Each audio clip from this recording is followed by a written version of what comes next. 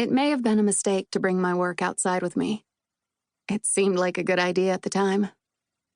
My stuffy desk area barely got sunlight from the window at the end of the hall, and I was feeling claustrophobic.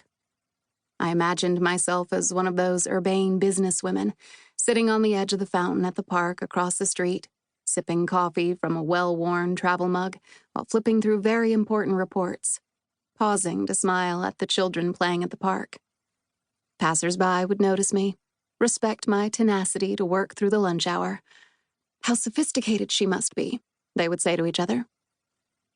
The reality, unfortunately, was far from my fantasy. The sun, dim from my desk, was brighter than I expected, and I had to squint against the blinding whiteness of the paper to make out the columns of numbers that made up my boss's expense report.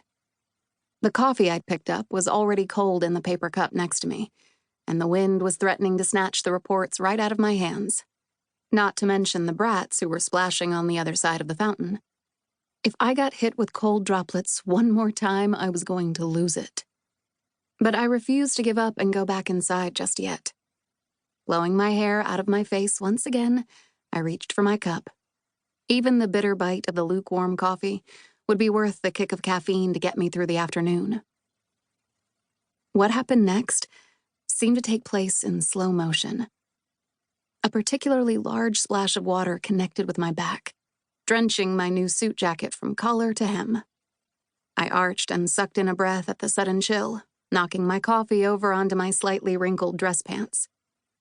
At that exact moment, a gust of wind finally succeeded in ripping the pile of papers from my hands, sending them flying across the busy sidewalk. Swearing under my breath, I scrambled up, ignoring the dampness of my back and pants, and chased the papers as they danced away from me and each other in every direction, swirling as if playing a game. People stepped around me as I ran, half-crouched, clutching the mischievous papers to my chest. Finally, I had gathered them all, and I knelt in the grass, muttering as I tried to smooth out the creases my mad grabbing had created. I didn't notice at first, when a pair of shiny black loafers stopped in front of me. I jumped as a deep chuckle floated down from above me.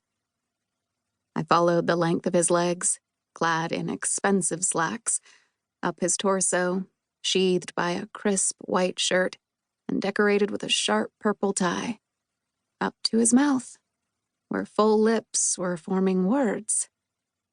I was entranced by their movement and their perfect placement on his symmetrical face, which itself was devoid of any facial hair, not even a shadow. "Are you okay, miss?" His words finally penetrated the haze surrounding my brain, and my mouth, which had dropped open at some point, snapped shut. I looked up to meet crystal blue eyes. "I'm sorry, what?" My first words were less than intelligent, but the way his eyes sparkled showed me he didn't care. He was amused.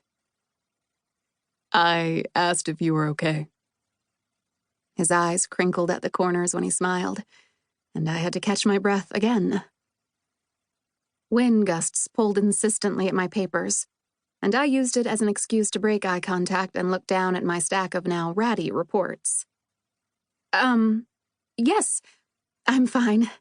These reports tried to stage a coup, but I got 'em." I laughed at my own corny joke and was pleasantly surprised when he laughed with me. "I'm afraid you may have missed one," he said, holding out a piece of paper with my boss's familiar, unreadable scratches scrawled across the surface. My eyes widened. It was a list of all of her client dinners, probably the most important report in the stack. Of course, that would be the one that almost got away. I reached for it, grateful for my rescuer. "Thank you so much. You have no idea. You've saved my life." He waited for me to grab the paper in his hand, but instead of releasing it, he used it to tug me a step closer. A hint of his cologne, rich and expensive, reached my nose. "Saved your life?" he asked, eyes glinting with amusement and something deeper. Curiosity? Attraction? "This must be a pretty important paper." A lock of dark hair escaped from his impeccable coif, falling onto his forehead.